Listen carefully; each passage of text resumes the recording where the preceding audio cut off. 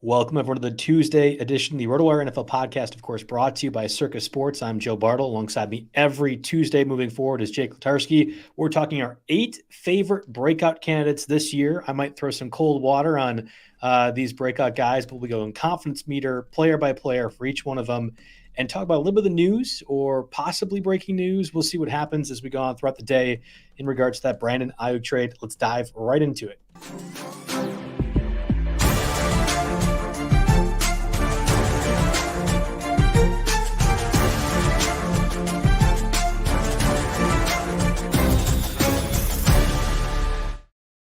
Again, welcome everyone to the Tuesday edition of the RotoWire NFL podcast brought to you by Circa Sports.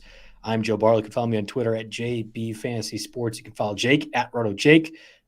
We've been talking about that quite a bit, and there'll be reason to identify our Twitter accounts more at the end of the show. But today's focus will be the breakout candidates we've kind of identified. And you had some certain criteria, Jake, that couldn't be rookies. That was the biggest thing. I didn't want to pick rookies. I feel like doing a rookie show, having them break out right away is kind of their own show. What I was looking for with guys here are players that, have been in the league a year or two and are just poised in a situation this year to really break out, to really take a big step, whether it be from a wide receiver 3 to a wide receiver 1 or a fringe running back to a potential RB1. I tried to, get guys that, are established and their circumstances have changed just enough. Now, I have guys as high as like ADP 55, and there's a couple around 100.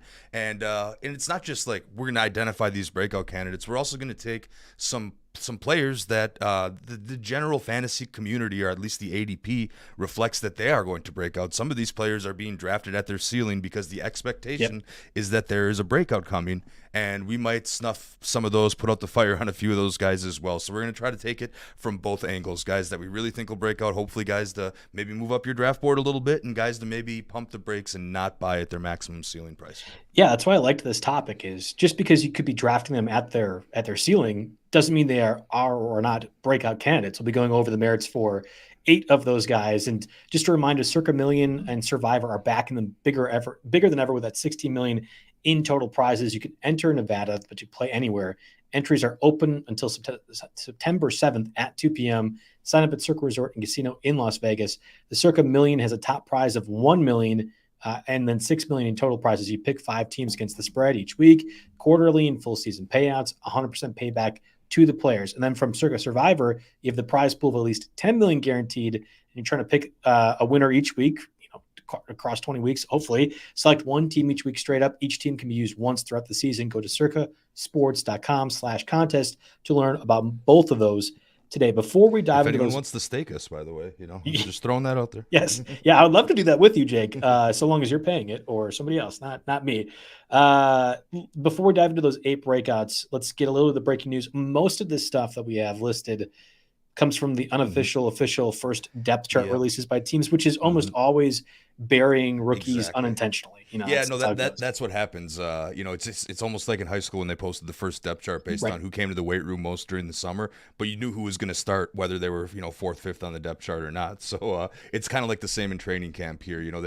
They put these depth charts out. Sometimes they just do it to motivate people. Sometimes it's clear a situation is going to change. But because these are somewhat inconsequential on Tuesday, August 6th, I'm going to kind of run through these in quick hitter form. And if any of these from my list is notable, stop me or we can discuss it at the end here. But like I said, we're going to quick hit these. One, of course, I got to start with Braylon Allen, our Badger, is the top backup to Breece Hall on the Jets running back depth chart. That's not too surprising, but he has been getting some positive, some praise out of training camp here. He took a lot of carries at Wisconsin, but remember, he's just 20 years old. So, because, he was playing with the Badgers when he was 18. So hopefully not too much tread on the tires. If anything, we can debate the handcuff strategy in another episode here. But if anything, he looks like the guy to draft late if you want to protect your Breece Hall pick. And, as we all know, I think a lot of people could say Breece Hall is a breakout candidate, but we didn't want to really hit top 10 ADP guys, right? Because, with the injuries he's had, he would have a breakout season, right? But Braylon Allen going for relatively cheap to nothing in 12-team drafts, so I guess it's worth it to back up your Breece Hall pick. And if something happens, you get another injury, he could be one of the first cuts. But anyway, I wanted to mention that. Then we go over to some quarterback news. Jarrett Stidham is atop the Broncos depth chart over Bo Nix. That quarterback room looks brutal. they're going to be an interesting over-under here in a couple weeks. Similar news, Sam Darnold is atop the Vikings quarterback depth chart over J.J. McCarthy. More kind of rookie stuff here. We assume McCarthy takes over. We're just not sure when, if it's week 1, if it's midseason. We'll find out. A rookie that is atop the depth chart, we have Jaden Daniels in Washington. He's over an established guy like Marcus Mariota. So, granted, yes, he's the second overall pick, and he's expected to start right out of the gates here. But, you never know. Sometimes, Mariota's experienced and might be able to lead that offense a little Jacoby better. Brissett and Drake May for the Patriots. Drake May is talked about as third behind Bailey Zappi in certain instances, and you have Jacoby Brissett all but guaranteed to start for at least the first couple of weeks. So, no, that's to your point. It is noticeable that Jaden Daniels is listed top depth chart. I would say over Mariota, it shouldn't be. Like, that shouldn't be surprising, but I think it's worth mentioning. It's worth talking. I mean, Mariota's getting up there. He's been around a while, but I still think he's one of those almost just a guy quarterbacks that you're not completely defeated before the game starts if you have to start him. You know what I mean? You at least you think you have a fighting chance depending on the rest of your supporting cast here. Some other odds and ends. We're going deeper down the fantasy radar here. Daniel Bellinger starting tight end for the Giants. Jonathan Mingo for the Panthers is starting right now over Xavier Legette, probably because Legette is day-to-day with a foot injury and is not going to really play in the preseason. But, these are missed reps for these rookies here, so that definitely matters to some degree. It's kind of like when we get to the Steelers and we talk about Roman Wilson. Roman Wilson, missing very, very important reps here. Unfortunately, that injury is not as serious as it doesn't seem to be as serious as we thought when he was carted off, when we did our show a couple weeks ago. And then some general chatter here. I guess this is kind of a depth chart thing, but Jalen Tolbert in Dallas, he could kind of be like a little bit of a post-hype sleeper maybe because he never really got a ton of opportunities. Brandon Cooks is getting up there in age. He's always been productive, but, that'll fall off at some point. But while CeeDee Lamb has been holding out, Jalen Tolbert has been getting a ton of the targets apparently, and that only bodes well for if or when he gets a bigger opportunity here. And then let's see, you added on here, Russell Gage signs with the Ravens. Doesn't really do much for me. That's one of those 500 ADP dart throws, not even maybe a tier below that that we talked about last week here. But we got to talk about the biggest news right here. Or lack thereof, right? Biggest news or lack thereof, however you want to call it. And that involves Brandon Aiyuk, of course. As I've mentioned before, the best part about drafting Aiyuk might be getting to name your team Aiyuk and Rally because why not? It. That's great. I'm going to use that joke every time he comes up, and that's great because that was one of my best fantasy team name inventions that I didn't see anywhere else. Anyway, the 49ers have a framework in place to trade Aiyuk to the Patriots or Browns if he can agree to a contract with either team. That's from Eric Branch of the San Francisco Chronicle, team beat reporter, as reliable as it gets here. So that's Can I pause you real quick with this? So the 49ers have a framework in place with multiple teams to do a trade. So why do you think, because I look at this is like inside baseball kind of stuff, but why do you think the Niners would have that information released? Because there is deliberate intention, I think, from the team to make sure that it's Aiyuk's camp that is making the call on this. And I'm curious what your opinion is on that. Yeah, I don't like to get, too far into that. I mean, for a while there, I kind of thought the 49ers were going to not trade him, right? It's not really necessarily in their best interest to trade him. They could just not extend him, make him go play and hope for the best here and, capitalize on their window. But we'll see. I mean, I feel like the 49ers offense is going to be a well-oiled machine no matter what moving parts are in there. They'll find guys to replace somebody like Aiyuk, and maybe that means Aiyuk's value takes a big dip. I mean, if he goes to the Patriots, who knows what that quarterback situation is going to be? That takes a hit, although he would enter as the true alpha, which could be what he's looking for. If he goes to the Browns, who knows what we get out of Deshaun Watson this year? That's a whole ordeal. But maybe they're saying that too to get another team interested. That certainly could be the case. I hadn't thought about that. Hey, we have these two teams. Maybe shake the dust off one of these other teams. Like, I don't know, maybe the Steelers that definitely need a wide receiver here to get them to be like, oh, hey, wait a second.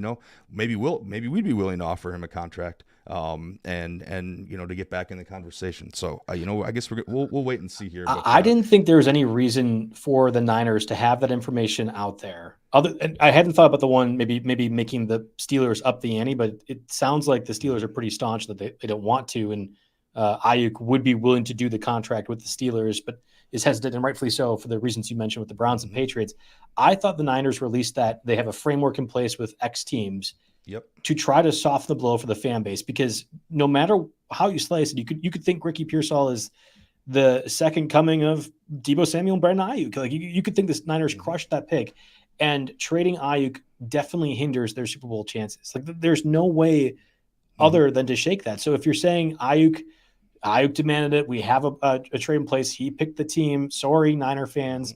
I apologize that our team might not be quite as good. It was Aiyuk's fault. That's the only reason I think you reveal that sort of information or let that get out there, right? Yeah, no, I agree with that. And just to even go further down the rumor mill here, I mean, I used to cover the Browns as a beat writer. Mary Kay Cabot is as reliable as can be. She's suggesting Amari Cooper could be involved in a deal here. And there's also been some Kendrick Bourne chatter coming back, but of course he's coming off that knee injury, and it doesn't make sense, you're right, for the 49ers to trade for someone coming off an injury that won't help him right away in a deal that's likely heavy on draft compensation here. Amari Cooper, I guess, at least would make a little sense, and I might even feel better about my Amari Cooper shares. I just have the one in Dynasty League there. So yeah, a lot of rumors going around right now. Once again, I will reiterate, it is August 6th, and some of this is just moving the chess pieces around until something shakes out here. Like I said, I'll try to keep monitoring here. Yeah, the NFL theoretically, list as I can, some of these but we'll find something. I'm sure somebody in chat will pop that up if he gets traded during our show, but we'll see. I just look back, and it looks like no preseason for Christian McCaffrey either. More 49ers news as I look back to the list, but nobody expected him to play in the preseason anyway. Uncle Ted will stop talking about Stover for 2 seconds for the Texans, and then can let us know if Aiyuk does get traded. That'd be great in the chat. No, I wholeheartedly agree with you, and honestly, that's a great lead-in to what one of our breakouts will be. And I want to make sure we get a word from our sponsors here, Blue Wire, real quick, and then we'll come back with our 8 breakouts that we like or at least need to talk about for this season. Okay, we're back. And again, mentioning the 8 breakouts that we have listed. And just to reiterate for the listeners again, Jake, who maybe weren't tuning in for the first 3-4 minutes, we deliberately are not choosing rookies because that's its own separate show.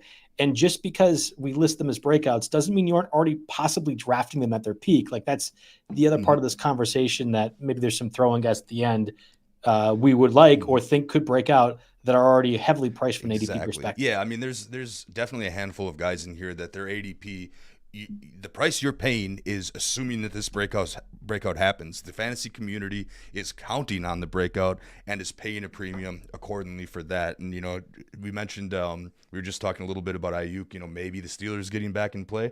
We might as well start with the Steeler and a guy that kind of fits that description because George Pickens, his ADP is 52. That means he's a early 5th round pick in most cases, and I believe I wouldn't be surprised if people stretch a little bit for him. I mean, everybody figures that Deontay Johnson, who was not a red zone guy, obviously those struggles were well documented here, but a big target guy overall, a big move the chains, big volume, a lot of short passes, with Kenny Pickett, even dating back to Big Ben. Love Deontay, but Deontay no longer with the Steelers. And that Steelers depth chart looks pretty dicey after George Pickens here. And that's probably the biggest reason for the breakout here. We've got at number 2 right now. We literally posted a note about this today, and I took him actually in the last round of our Dynasty draft just to have a guy just in case. But Van Jefferson is number 2 on the depth chart. Calvin Austin is around. Quez Watkins from Philly is around. Roman Wilson, the rookie, I think they have high hopes for him, but he's definitely banged up. He apparently shed his walking boot. So, I mean, that's good news, but, how much you really going to count on a rookie here? The idea is that the Steelers will find a way to be competitive, as they always do under Tomlin. That involves the offense doing something with Russell Wilson, or whether Justin Fields threatens for that at all. Justin Fields seems to have the confidence, thinks he might. But whoever's in it, my big thing is, 1, opportunity, not much around on the depth chart, and 2, whatever happens at the quarterback position is going to be an upgrade from Kenny Pickett. I think that might just be one of the bigger draft busts in recent memory. He's even struggling. Totally predictable bust, but yes, a bust nevertheless. No, I agree with you. So talk me off the ledge here. Why shouldn't I jump to the 4th round to take George Pickens? Well, so I've done a bunch in best ball. I want to be clear with these breakouts. There are some guys I like, some guys I don't. Just because I'm pouring cold water on them does not mean I like them or don't like them. In the case of George Pickens, I think the number one, maybe number one, like 1A, is sort of what Clipboard Jesus has. So if Aiyuk goes to the Steelers, what happens with George Pickens? Clipboard Jesus here in the chat says that Pickens is going to be insane.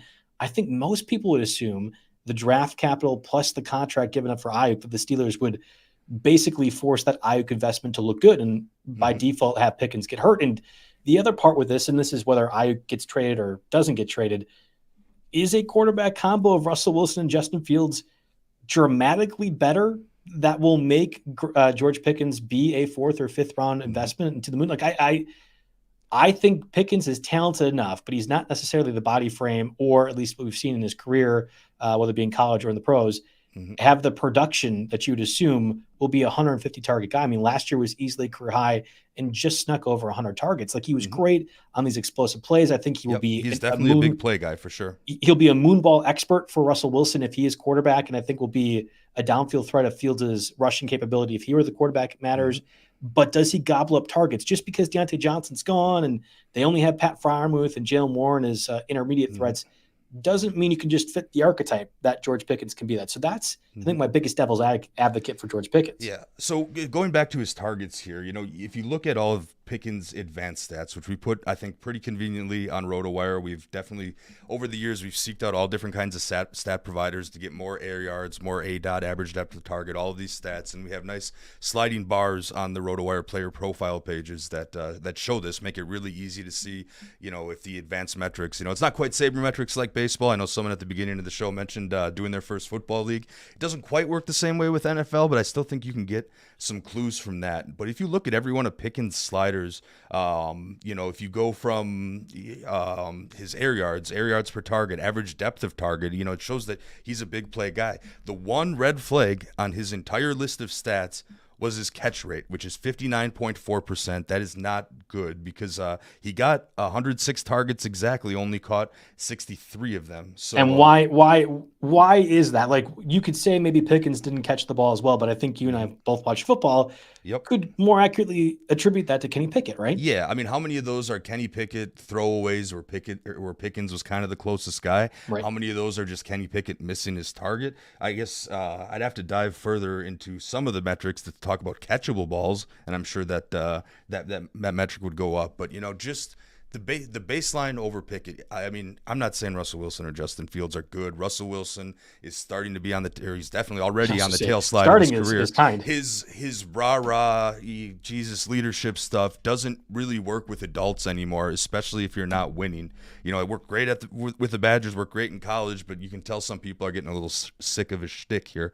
So no doubt about that here. But I think some combination of Mike Tomlin getting it together, and maybe Mike Tomlin keeps that in check a little bit because every player seems to respect the hell out of Mike Tomlin, deservingly so. He's done a lot more with a lot less talent at times over the years here. So I just have enough confidence in enough QB improvement.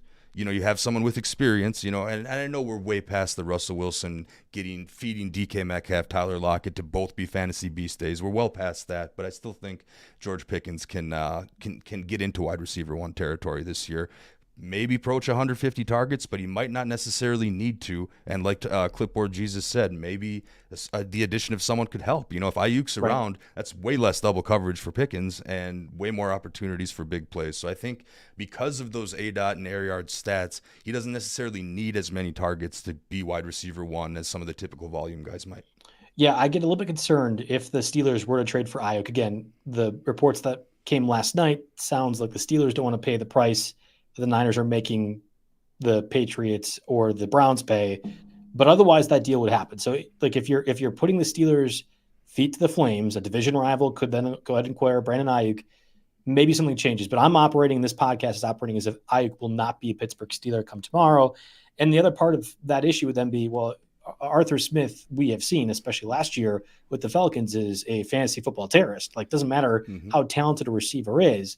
He's not going to prioritize that. That's why Najee Harris and Jalen Warren are going to be more of a factor, and probably London was still useful London was still mildly useful. He was definitely startable on a week-to-week basis with Desmond Never Ridder reached that and breakout, Arthur Smith. though. He never truly broke out here, but I don't think there's that much of a talent disparity between London and Pickens, and the quarterback play is elevated, right?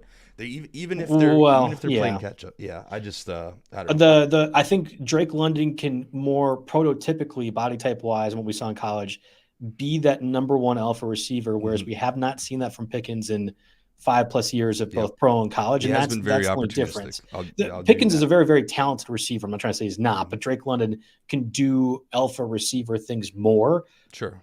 But conversely, Arthur Smith might be dumb, and I really, really, really hate Arthur Smith, but he's still a football coach of over 20 plus years of knowledge. Like if you could see what Russell Wilson and Justin Fields and their strengths are from a practice day in, day out, you could probably put together a game plan. He didn't do it last year. That's my big concern, but you could probably put together a game plan that highlights Russell Wilson and or Justin Fields and uses the players on your team. That's what good coaches do. I don't know if Arthur Smith's a good head coach. Maybe he can be better offensive coordinator. I still think Russell might have a little improvisation left in him. And when he's in the open field looking to throw, I think he's going to understand where his bread is buttered and who has the best chance to give him a big play. H-Train in the chat says that we should just take Chicago Bears as a breakout candidate. I will tell you right now, and H-Train was part of my live NFFC draft, which was great on Friday, recommending all Bears, which I did not do. I did take this next breakout player, Jayden Reed, in the 6th round. His ADP 6 at 8 sits at 68. I think that was more or less right where I ended up getting him in the NFFC draft. I'm going to tell you right away why it makes me a little bit nervous. And I did end up stacking Jordan Love later in that draft. But my biggest, the first one I want to mention is, are we 100% certain Jordan Love is good? And again, you and I are Packer fans. This is an uncomfortable conversation to have for sure. We are also realists, or at least I am, and we have watched 2+ decades of Hall of Fame quarterback play. I'm aware from an NFL historical perspective, it is unlikely that the Packers will have 3 straight Hall of Fame quarterbacks. In fact, it was unlikely they had 2. Maybe you can say something's in the water in Green Bay. Maybe you could say waiting 4+ years until you actually start makes a difference. Whatever the case, for the first 8 weeks of the season, I was ready for Jordan Love to just be released. And okay, we're going to be one of the worst teams in the NFL. It's fine. We'll draft one of these rookies next year, restart the process.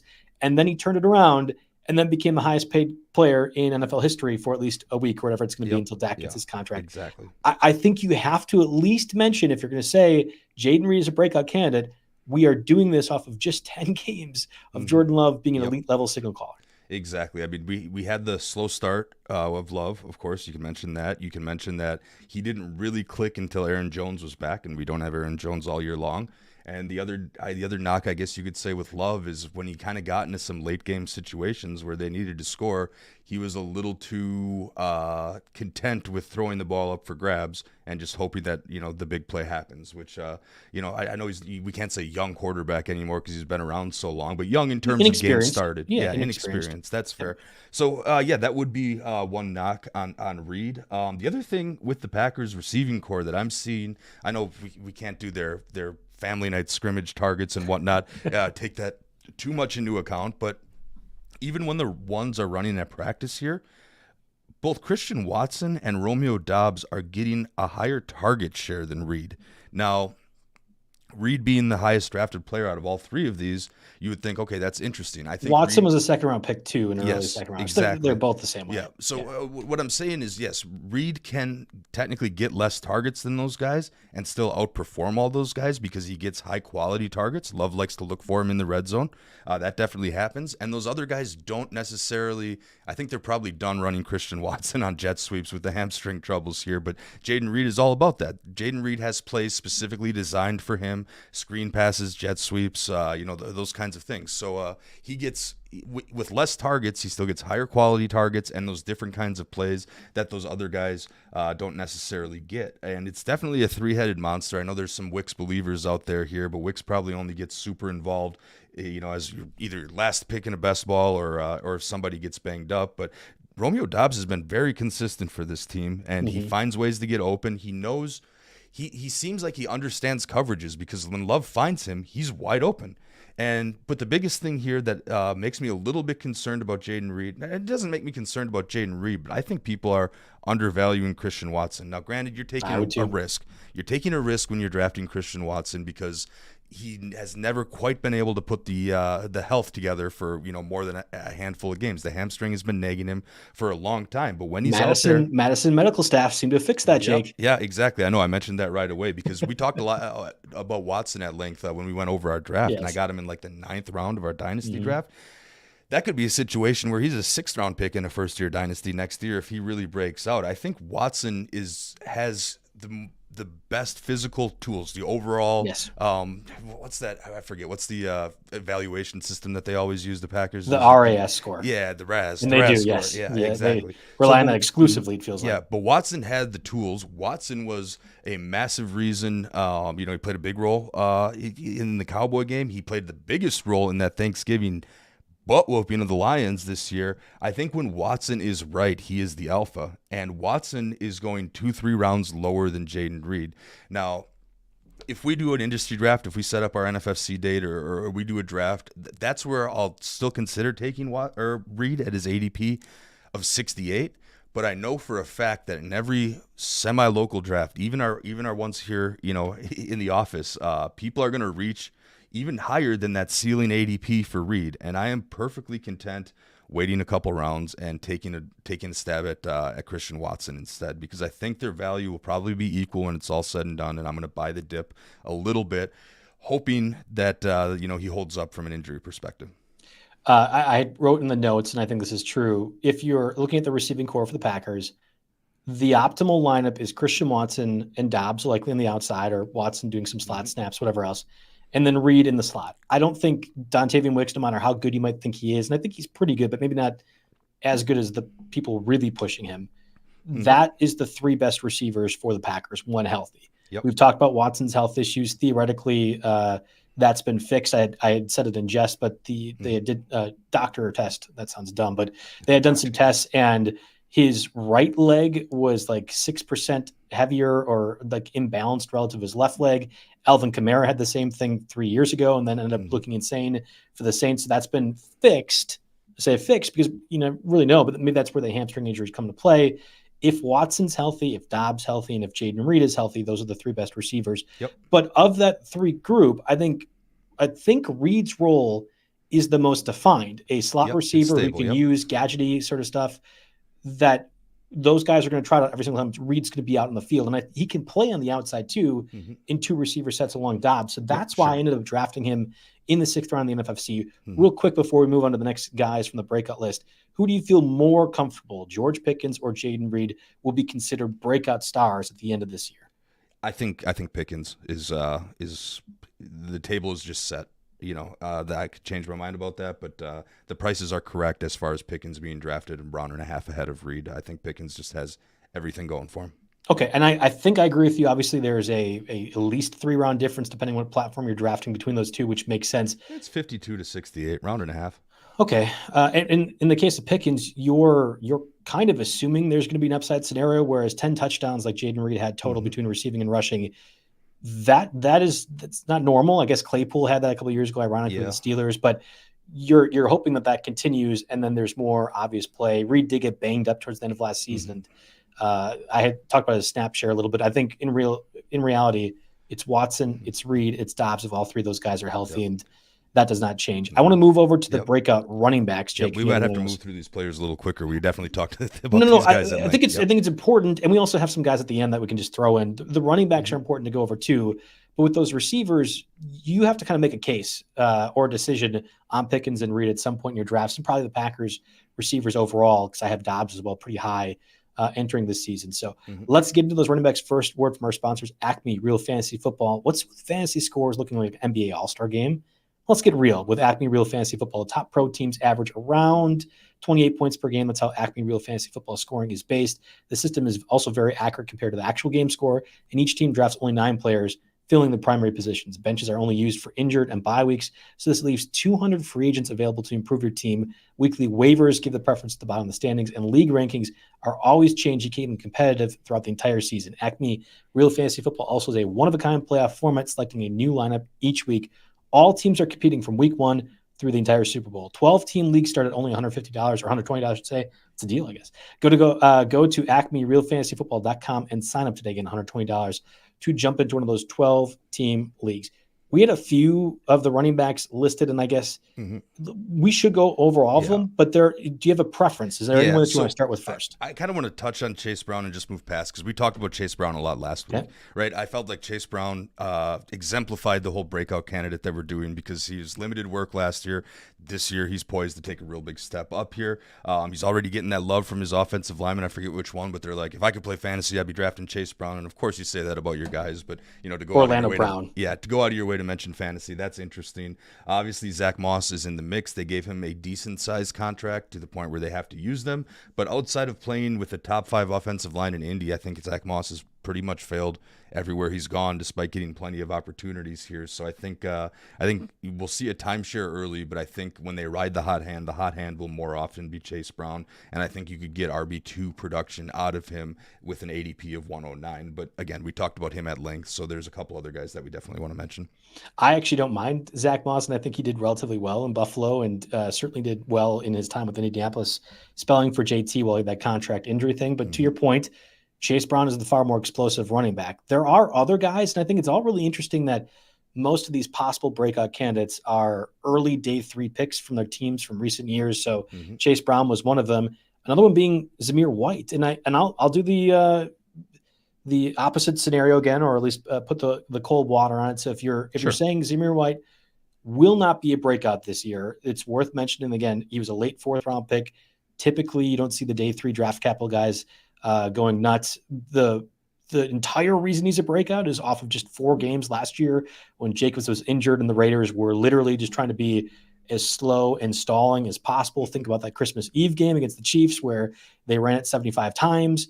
Can that really be fully functioning for an entire season? I don't know, and I think Antonio Pierce would love that. But the biggest issue I have, and it's with a lot of these running backs, there's a very defined role for Zamir White, but more importantly, his teammates also have a defined role as a pass catcher. So we saw it in Georgia. James Cook was the receiving back for that team. Zamir White was the ball carrier the whole time. I think we've seen that now with Las Vegas. His offseason moves would be Dylan Lobb. Amir Abdullah is still on the roster, special teams kickoff guy. And they signed Alexander Madison, who is not very good. I totally agree. But he can do receiving stuff. He can do pass blocking. Like they clearly have defined Zamir White as the runner, but they have found a smorgasbord of meh guys to be pass catchers.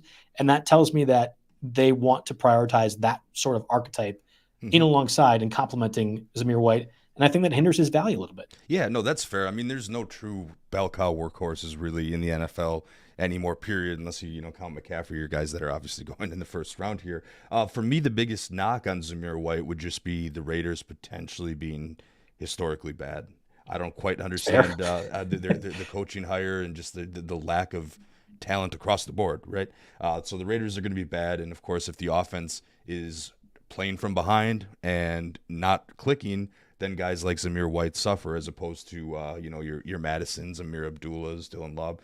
I wrote in here that I don't think Madison is very good. He's been a perpetual fantasy disappointment, despite he's came up on our waiver wire show so many times to be, how many times have we recommended, a 50-year budget for him to go out and be a 0, the week after. He only showed up in weird blowout situations where you don't expect it, right? So I'm not worried about Madison. I'm not really worried about Amir Abdullah at this stage in his career either. And, we have the camp reports coming through. Zamir White is entrenched as the RB1. That was a Las Vegas Review-Journal beat writer on July 30th. I'm doing better at noting these tweets this year. Good job. Yes. Try to keep doing that. Pat yourself in the back. Exactly.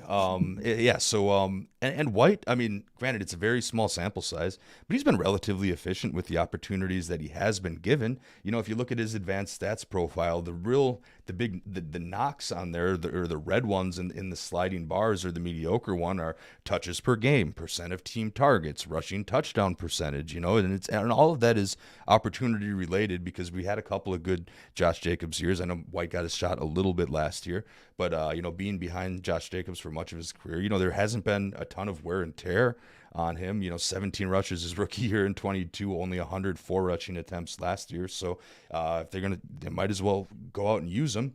And that whole entrenched as RB1. Let's see. A lot of the advanced stats are kind of middling, but the average yards after contact 2.8. That's on a higher percentile, so that's encouraging. And he could do something. He can get the red zone carries.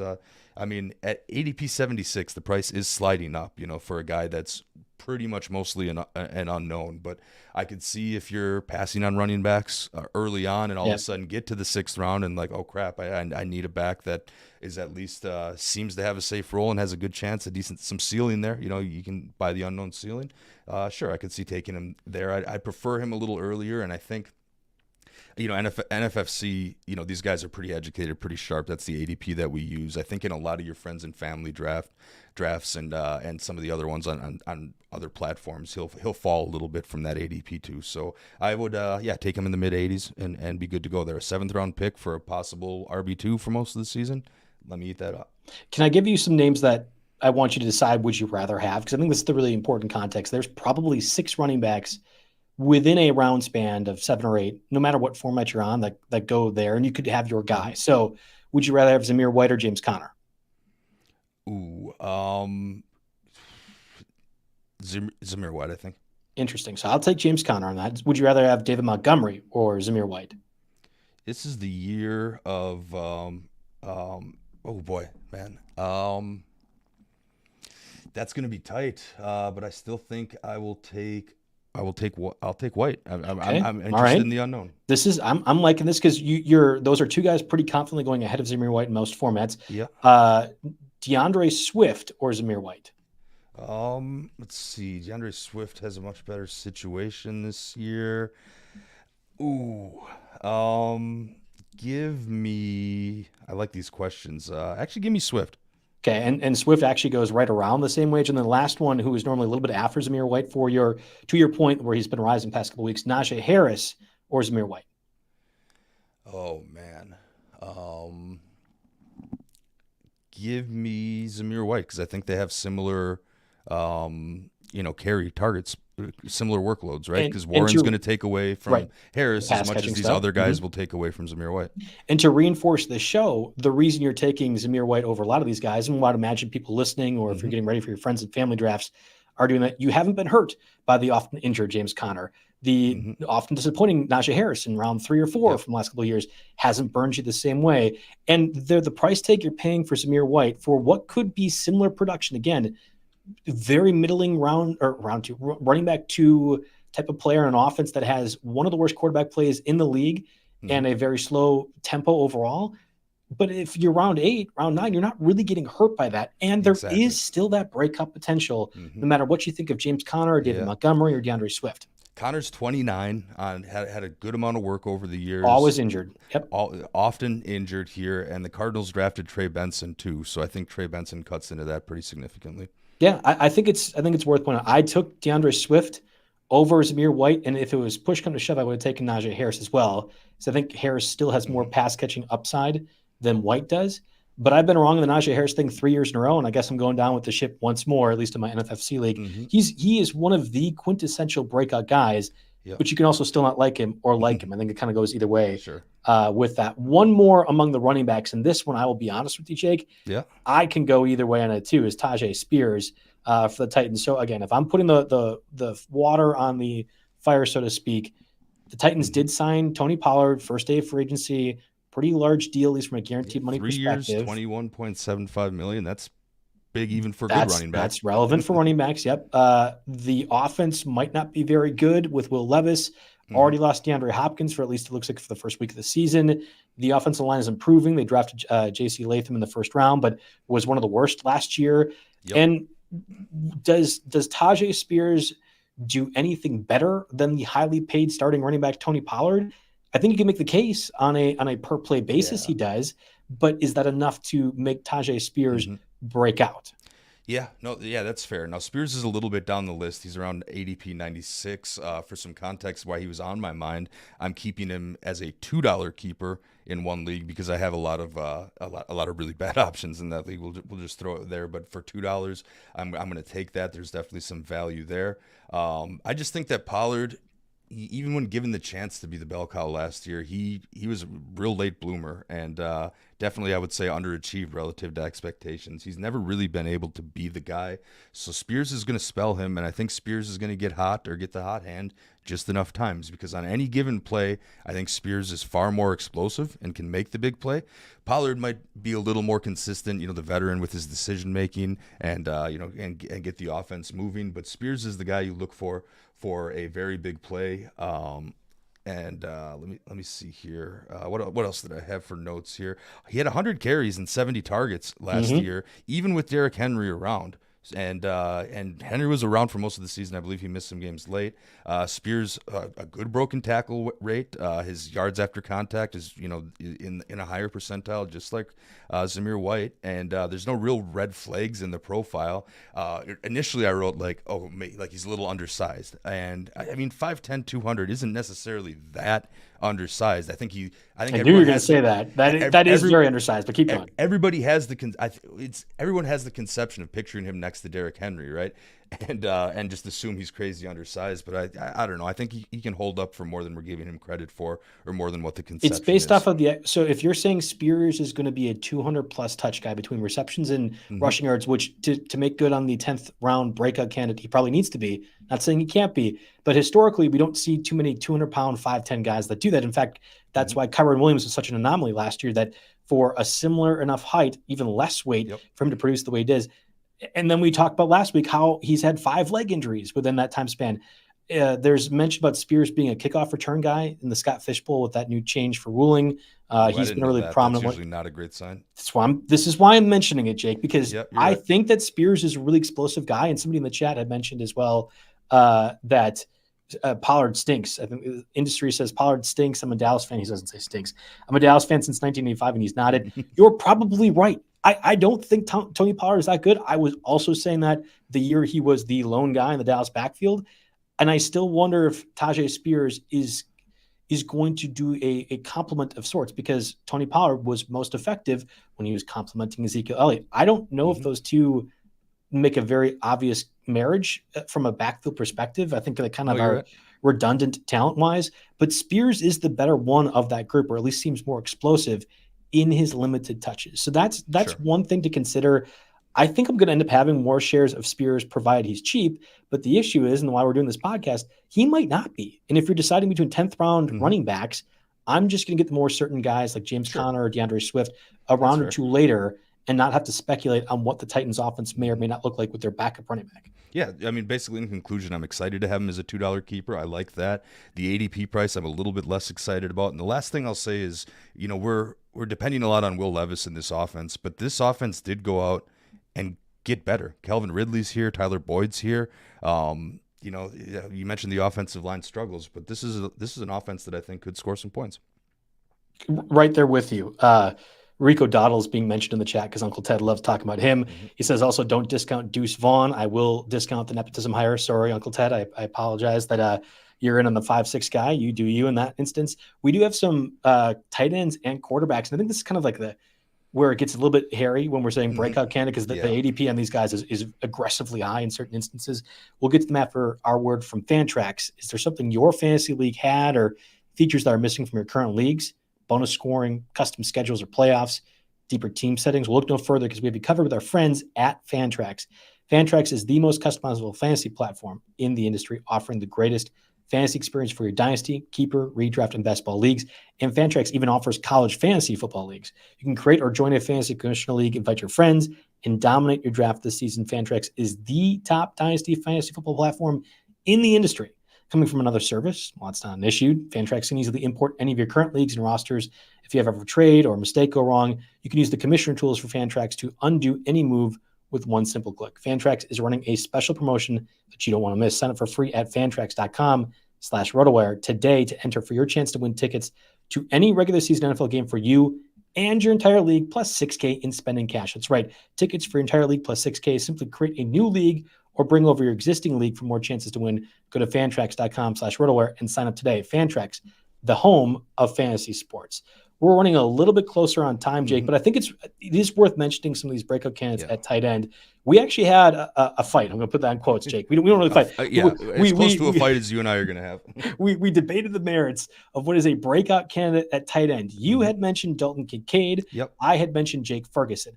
There probably should be a tight end in the middle, Kyle Pitts, but the one side of the spectrum here with Dalton Kincaid as a 4th or 5th round ADP, Jake Ferguson is around 9 or 10 guy. You can pretty easily make the case for why Dalton Kincaid sure looks like a breakout candidate for the Bills, but I have a little bit of concern about the passing attack as a whole. So talk me into Dalton Kincaid as a breakout this year. Yeah, I actually think it's a good year for tight ends because there are about 5 tight ends that I would be pretty comfortable having. So I'm definitely not stretching so much outside of the Dynasty League, but that's besides the point here. Kincaid, now he's being drafted as tight end 5, right, in the 50s of ADP. So, a breakout at that situation, at that price tag, it's tough. And that's kind of where we fundamentally disagreed. Why I'm calling him a breakout is because last year, here's the stat line real quick, 73 catches, 673 yards, 2 touchdowns. That's not a every week starter tight end by any means. And now suddenly he's going as tight end 5. And I'll tell you why I think that is and why I think that it can actually sustain and can hold up. The big thing is this Buffalo offense, particularly the Buffalo receiver room, got a whole lot worse here. Yes. Khalil Shakir is number 1 on the wide receiver depth chart. Keon Coleman, the rookie, is 2. Curtis Samuel's not too bad of a sleeper. That's interesting here. They have Chase Claypool, Marquez Valdez-Scantling. A lot of these retreads. Keon Coleman, that's my guy. I'm going down the Keon Coleman. Yeah, Keon Coleman. But what I'm saying is while Coleman continues, while he gets acclimated early on, Kincaid is going to be a pretty popular target of Josh Allen. We agree that Josh Allen is good. I think we agree that even with some of these losses, that this will still be a plus offense. I say they'll finish in the top half of the offensive rankings here. The Bills will find a way just because Josh Allen can make things happen. And the main beneficiary of that is going to be Dalton Kincaid. I think he could dang near, well, maybe not the receptions, but he could pretty much double his yards, and he could definitely be a 6 to 8 touchdown guy. So even though Dawson Knox is around, Dawson Knox has been around a long time, and a lot of Kincaid's production came, when Knox missed some games last year, and Knox did recently get a contract. He's 27. They're going to run 2 tight end sets, I think, because of their general personnel limitations here. And of the 2, I think Allen will look for Kincaid more. So that's why I wanted to put him on the list. Yeah, I know he's high. He's expensive here. But as far as you look at his stat line last year and what his stat line is going to be this year, I think to me that defines a breakout. That's the key. What it's going to be this year. And I think everyone rightfully is projecting a higher total than maybe it should be. The 2 touchdowns last year's a disappointment. Josh Allen is a red zone hog, especially from rushing perspective. Maybe they dial that back. So instead of 15, whatever it was last year, he gets 12 or 11. I'm sure the front office wants to dial that back. Do all 3 of those go to Dalton Kincaid, or do they go to Dawson Knox, who prior to last season had at least 6 touchdowns in every one of his seasons? Dawson Knox and Josh Allen have a unique red zone connection, and I think that's why it matters that he was gone for those weeks. And I nitpicked the stat, but Dalton Kincaid has only 6 games with 7 or more targets, and 4 of those came in that stretch when Dawson Knox was out. Now, he did have another 5 with 6 targets, so why do I really care about 7? Well, it helps my perspective on saying Dalton Kincaid doesn't quite break out to the level that you're hoping for. Again, 4th round pick. Are you taking Dalton Kincaid over Trey McBride? I am taking Kincaid over McBride because I think Marvin Harrison and Michael Wilson and Kyler Murray's rushing aspect just make it so that McBride can't be the focal point. I'd actually take McBride first, but oh, okay. So I'm taking Kelsey, I'm taking Laporta, and I am taking Mark Andrews over Dalton Kincaid as well. And that's I think the ADP has it right. I mean, Laporta, Kelsey, McBride, Andrews. I'm kind of trying to. I'm going to stay away from Kelsey a lot this year. Actually, I think I just don't think football's at the forefront anymore there. And he's getting older, taking a lot of punishment. Anyway, but that's Jake says he hates Taylor Swift. You heard it here, folks. I don't, dude. I love Taylor Swift. I saw her live back in Teardrops in My Guitar Days at Country USA in Oshkosh. She's amazing. All right, that's a flex. Fine. Okay, you're approved. But anyway, but yeah. So I'm definitely I'm passing on Kelsey at his ADP. What I'm saying to hopefully go ahead and grab, Kincaid at some point. I'm even okay. Evan Ingram and George Kittle 7 and 8 overall. In ADP, I'm perfectly content getting those. I think Njoku might be a little bit overrated. because of the late run he had last year. Brock Bowers is interesting. Anyway, but let's get to some of your tight ends. Yeah, I had Jake Ferguson. I deleted Kyle Pitts off the list because I can't bear another season where Kyle Pitts disappoints me. But there is that possibility that he ends up exploding. I think Jake Ferguson is the one that fits the criteria of, all right, in next year, will he be drafted around 6? I can see that more than Njoku, more than Ingram, because you don't know the uncertainty in Dallas is going to be. Like, if Dak Prescott gets his extension and CeeDee Lamb gets his extension, well, they sure won't have a whole lot of money to draft another receiver outside of CeeDee Lamb, and Brandon Cooks probably isn't there anymore. But more importantly, this season, looking at what we're going to have happen, I think Jake Ferguson is very clearly the number 2 target in Dallas. I don't think there's a lot of pass catchers from the backfield that really factor in, at least on the current roster. And you can talk to me about Jalen Tolbert being exciting. But if Dak Prescott is going to be a round 10 quarterback and be a low end quarterback 1, Jake Ferguson by default has to be a 70 catch guy for at least 650 yards. And unlike Dalton Kincaid, Ferguson actually is an animal in the red zone and somebody Prescott looked at often. We talked about Ferguson last year as a sleeper, and I think he more than qualified past that role. I would not be surprised if he is one of the defining tight ends starting next year in NFL teams. Sure. Yeah, no, I mean, I like Ferguson as well. I think the biggest factor in his favor is just where he stands in the pecking order for targets here. I put him above Cooks as well, and yeah, definitely above Tolbert. I noted that at the beginning, but that's just some I understand. Chatter. Yep. And Ezekiel Elliott, yeah, he caught 51 balls in New England last year. I think that's just because they had to design the offense that way. In 2022, Ezekiel only caught he was in 15 games, but he only caught 17 passes in Dallas here. So are they really? I mean, they've got some chemistry there. Are they really going to build the offense around short passes to Ezekiel Elliott? Probably not. It's the CeeDee Lamb once he gets extended and the Jake Ferguson show. So I like where you're at with Ferguson. And the one thing I'll say on Kyle Pitts before we move on, because we were originally going to discuss him as a possible breakout. Of course, we don't want to get burned for the 3rd year in a row here. I think at some point we have to ask ourselves, is he not an excellent tight end, but just an average wide receiver? Just a really big average receiver. Yeah. We talk about his skill set and his measurables, but yeah, I think at some point we have to consider him not some great tight end, but just an average wide receiver. So if you think of him as a wide receiver 2 on a middling team or a wide receiver 3 on a bad team, without that tight end eligibility, it's just not it here. So I know everything's supposed to be revitalized in Atlanta this year, but I'm still not paying that Kyle Pitts price, and I'm okay if I get burned by that.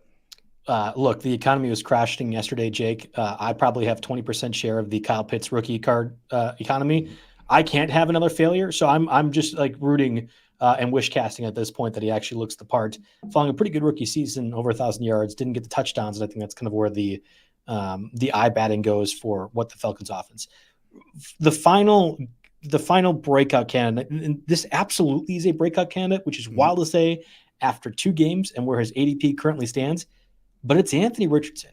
Because if we're saying who is going to be drafted higher next year when we do the same podcast, who's somebody that might want to stay away, maybe there's some concerns for. If Anthony Richardson stays healthy, all 17 games played, not the 18 games total, 17 games played, and is in the Shane Steichen offense, he is going to be viewed, if not better than Jalen Hurts in his breakout year, which was the defined term for Jalen Hurts, equally close. FanDuel has an over-under set of 525 rushing yards and the touchdowns at over 7.5 touchdowns. It's juiced to the under at minus 142.